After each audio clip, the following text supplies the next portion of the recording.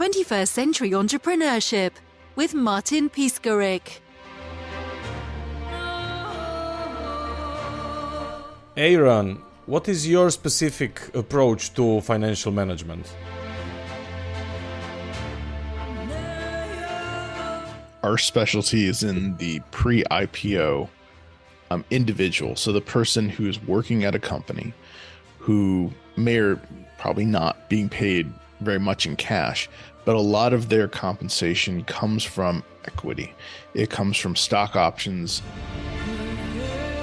and the eventual hope that the company will go public or be acquired, or something will happen where there will be a liquidity event someday.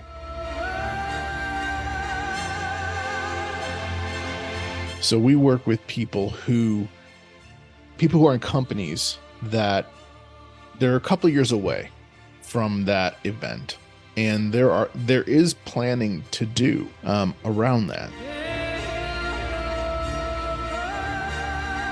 So even though you don't have cash yet, it may make sense for you to buy the stock now while the stock is relatively low. And then obviously, if the big event happens, that's when you get your payday, and there's some tax management, to do in between then as well. So there's the strategy part, when to buy, when to sell. And then there's what's the tax impact going to be and how can I minimize that? That's where we exist, helping people figure that part out. And then, the planning type of things as well. So, all right, well, now you had your big payday. You're sitting on, $15-20 million. Now what? And figuring out how that goes. And what your path might be, because, different people want different things. And I'll tell you that people in Silicon Valley, after working at a startup for several years, are really burned out. And they want to take time off. They haven't seen their families in a long time. So, a lot of times it's, hey, I'm going to take a year or two off. So, okay, well, we can do that, and then, because a lot of these people are serial entrepreneurs, they're like, well, okay, now I want to start my next gig. And so or they say, I'm done, starting my own companies. I want to be an investor in these companies. I want to be an angel investor, or I want to sit on boards, and advise these people, because I have valuable skills. So again, different types of goals lead to different types of strategies. And so that's where we sit. And how does process differ from that of other companies?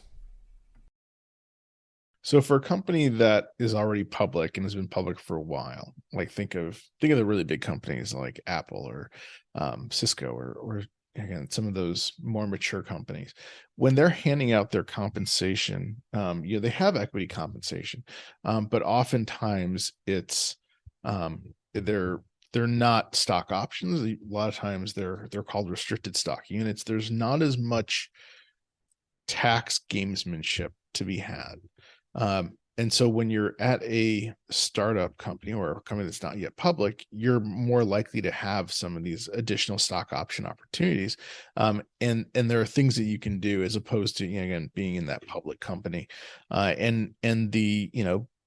think there's greater risk when you're at that pre-IPO company, but there's greater reward. So there's a lot more to plan for. There's a lot more unknown. And again, that's something that we specialize in.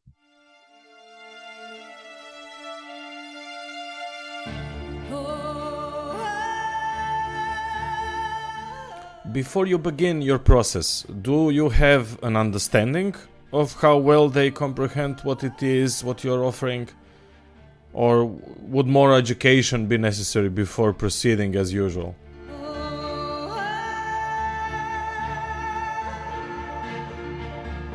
I think there's always an education piece to it. Someone comes in and they've done reading, right? Because we have Google, and we can people do a lot of research. And sometimes they don't fully understand what they're reading, because we're talking about the tax code. And sometimes there's advice that's just bad.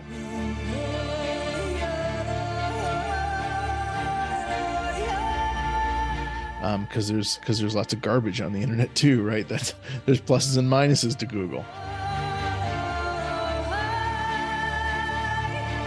And so part of it is, and it doesn't happen very often, but someone will say, oh, well, yeah, all I did was I just bought these shares, this year. And it's like, oh, well, did you plan to pay the tax on that? And they don't know that there's a potential tax when you buy it.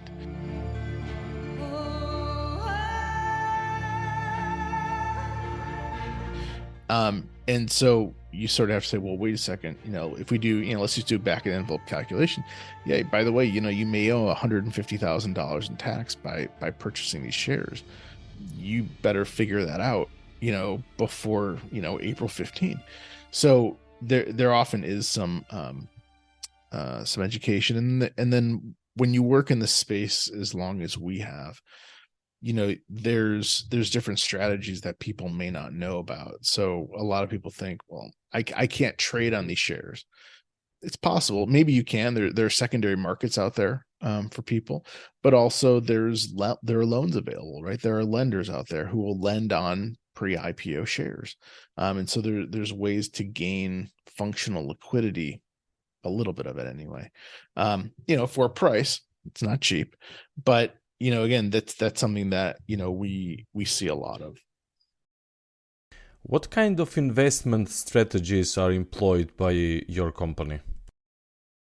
Yeah, so when we're redeploying capital from a concentrated position, oftentimes, we're looking for a tax alpha strategy. So for us, that means, we're whatever we're investing in, we're thinking about tax at the same time. So for a lot of our clients, that's using individual stocks to build a well-diversified portfolio.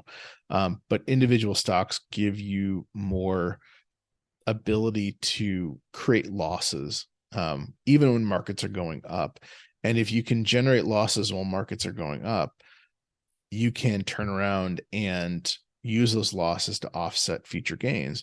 So again, it can work into kind of a larger strategy that occurs over time. So a lot of what we do is based on tax alpha. What inspired Alan Verba to pioneer a fee-based, client-focused tax and financial planning firm in San Jose? Yeah, so Alan's story is really interesting. So full disclosure, Alan is my father-in-law. So we know each other really well. Obviously we just had Thanksgiving together. Alan started out, he was a CPA, starting in the 1970s, and moved out to California because he's from Baltimore, and while Baltimore is a fine city, California looks, is the weather is a lot better than Baltimore. So he moves out to California, and he's a CPA for a while.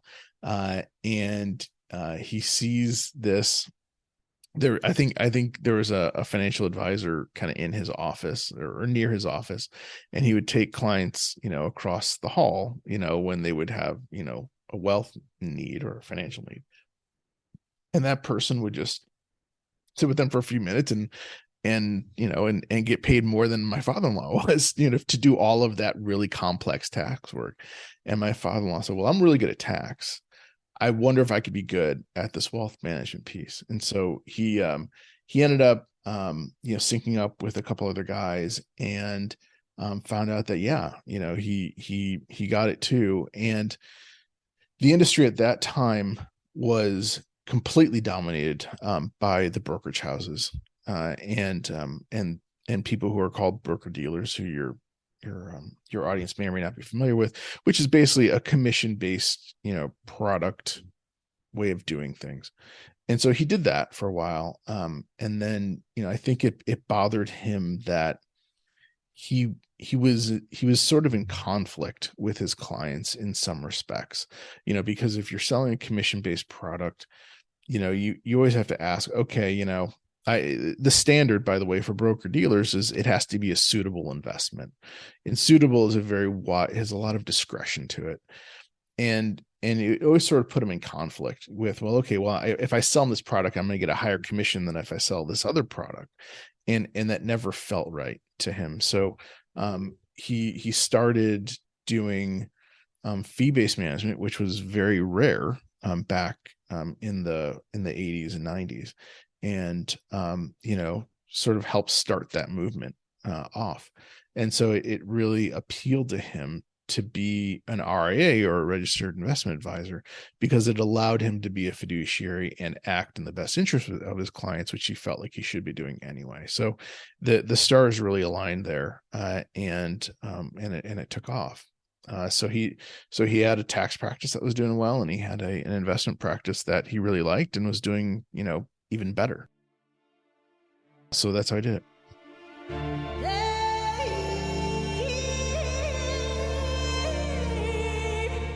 And then Aaron came, and what was your contribution to the firm? Well, I'll say in the beginning, not very much. So, so I came from, I come from a law background and a CPA background. So I graduated law school, and I immediately started working for public accounting firm. And so I was doing public accounting, and then I joined Alan back in 2008, 2009. Which was an interesting time to join an investment firm. Wow, 2008. Well, it was supposed to be 2008.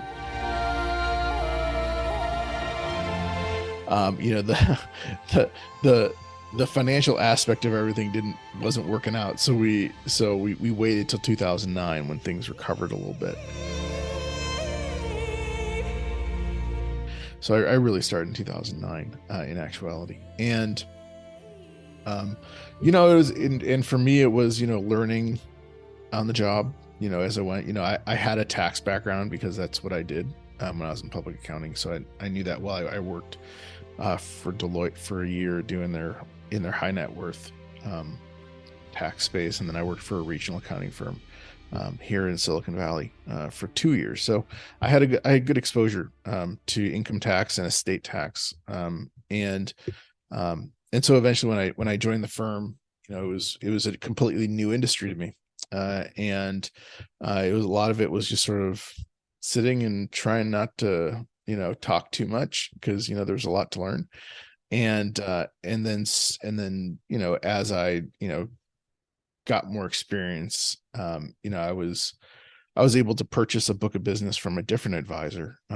And through that book, started to be able to get more of my own clients, and kind of slowly build things up. And so, it was, ramping up, and then in 2017, we ended up merging with another small firm, a solo firm, and that created the P part of WRP Wealth. So Jason Papier.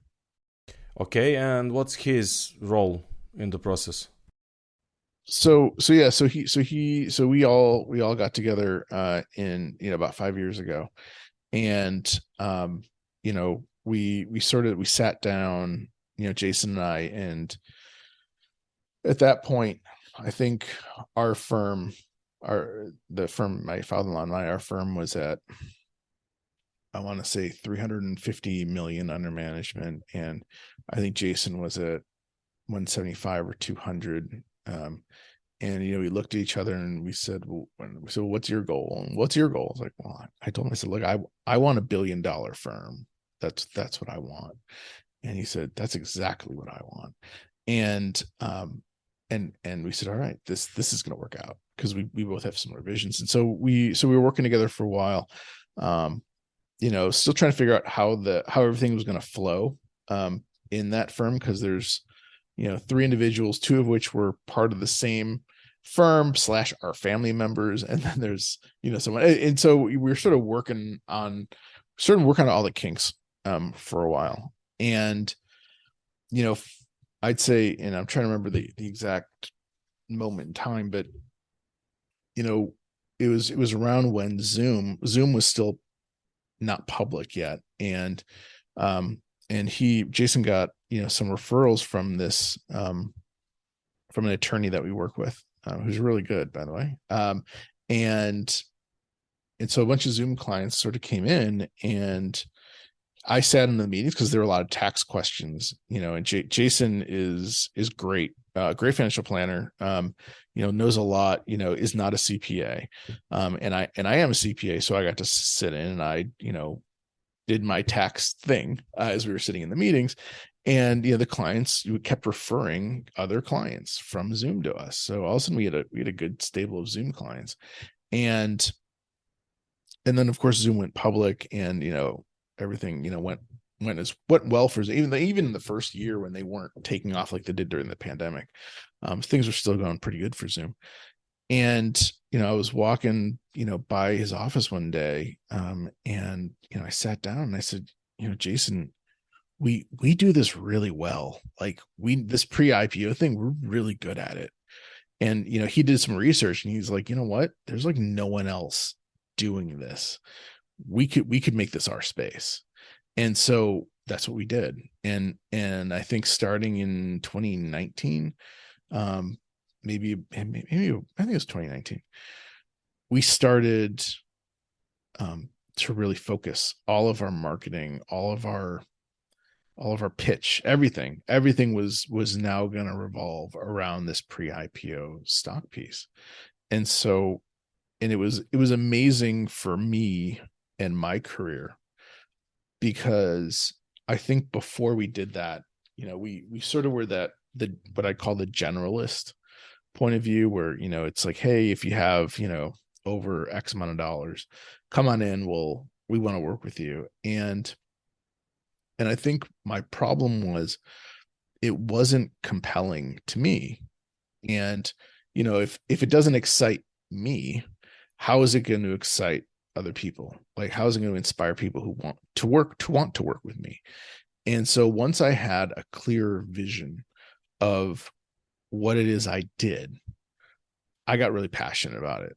And I was able to when I talk to people, I get really excited to talk about tax and saving them money and helping them, and again, sometimes it's, as small as, getting a second home. And sometimes it's, generational wealth, and talking and getting excited about getting more of their hopes and dreams aligned, with that tax situation, and through some of the avenues that we have, that, I think it's more compelling, as a result, that people see the passion that I have for it.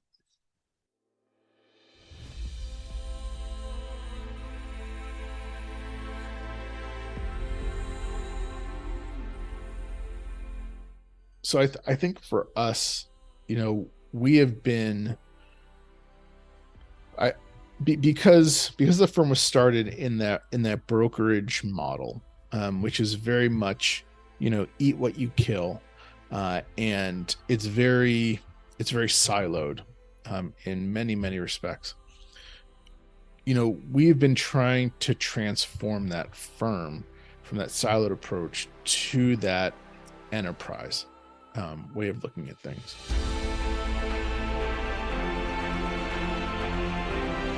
And, it's I think it's been a struggle, especially on the compensation side, because when you're that siloed model, everyone just sort of keeps their own comp, and, it's you get very fast, immediate results in terms of the money, that you bring home.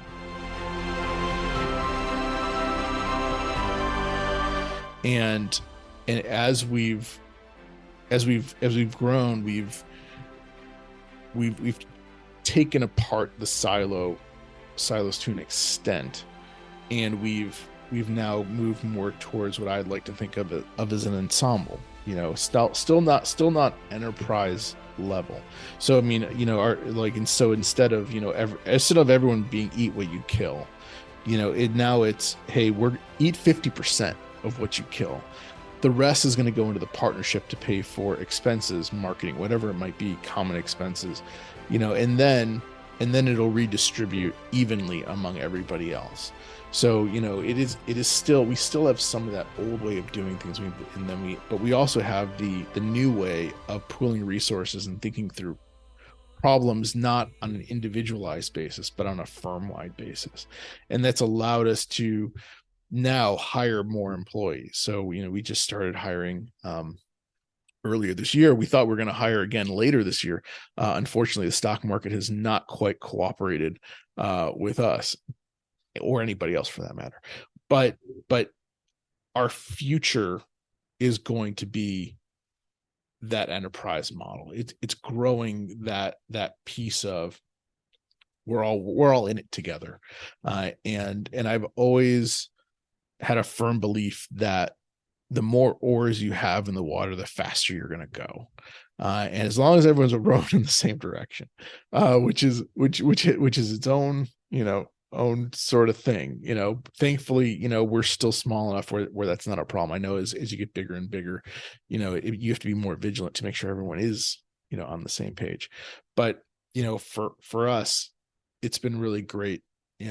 We had some great strategy sessions. We used one of our vendors to help us think through what our vision of the future is and how it's all going to work. And it got everyone really excited, and it got us thinking, okay, this is actually going to happen. And our hope is that hopefully again the market's going to come back at some point.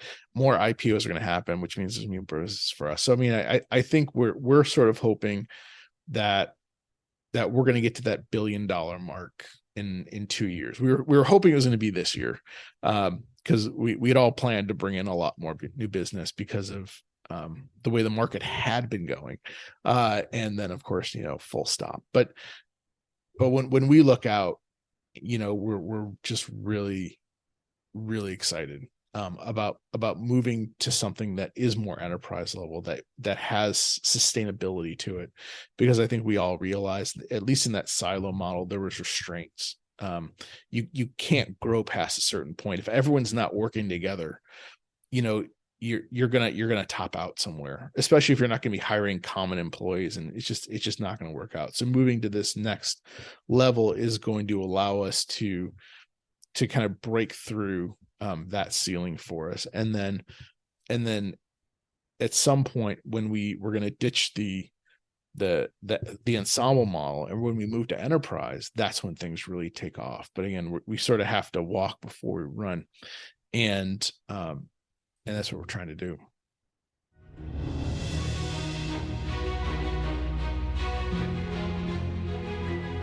We've had a lot of great customer successes. Even in this down year,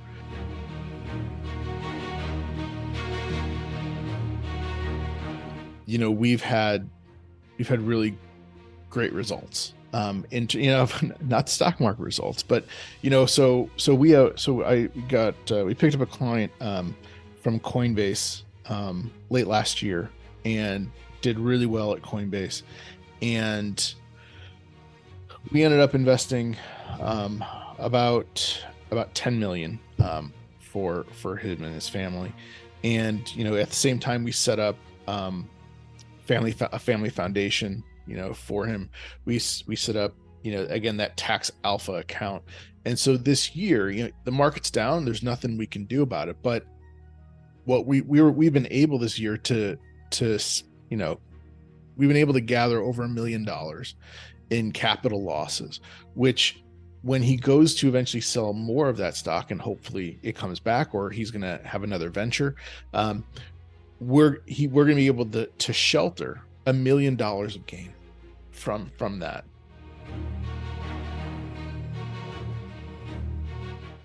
And so in addition to that, he has his family foundation. He's able to make the impact in the world that's really important to him. He's taking care of his kids.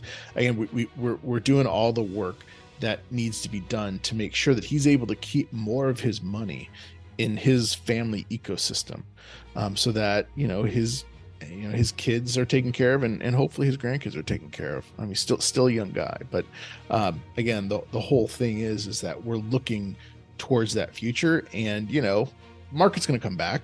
It's all right. And once it does come back, his account's going to, go way up. He'll still be sitting on millions of dollars, at least $1 million of capital losses. It's going to work out great. And I'm really excited for him and his family as a result.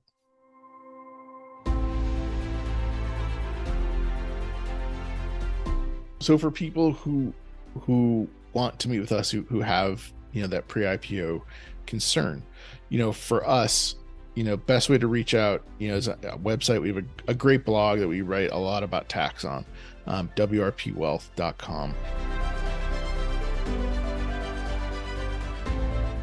Of course, find us on Facebook, LinkedIn, WRP Wealth. And then I started a TikTok account like a couple months ago. I'm kind of a big deal. I got like 60 followers.